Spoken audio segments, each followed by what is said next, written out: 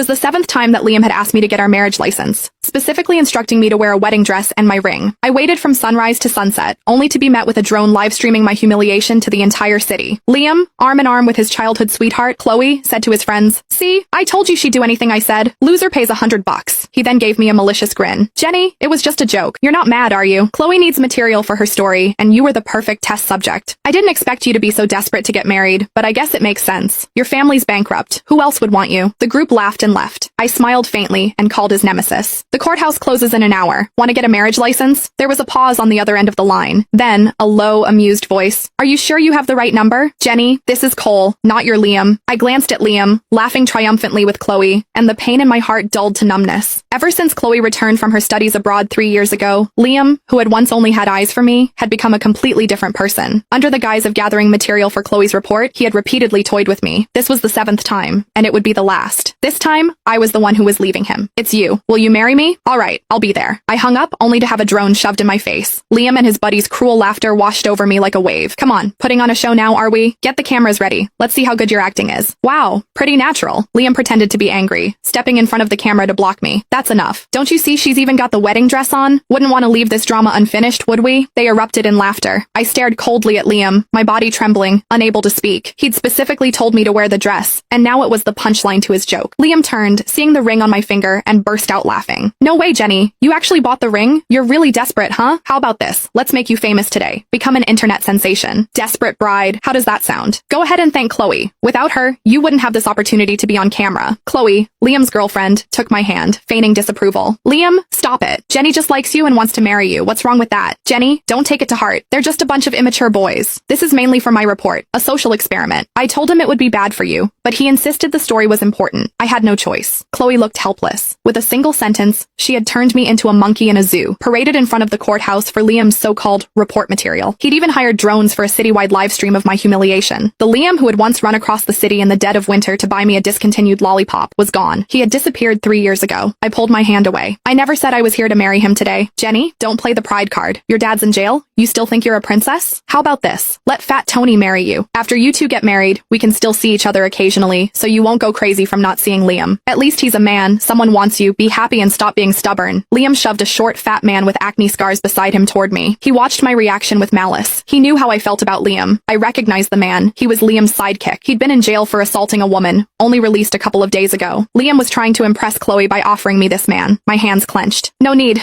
My fiancé will be here soon." They all froze, then erupted into laughter. Even Fat Tony laughed so hard tears welled up. He looked at me like I was a delusional lunatic. Liam waved his hand, summoning more drones. "Everyone, take a good look. Remember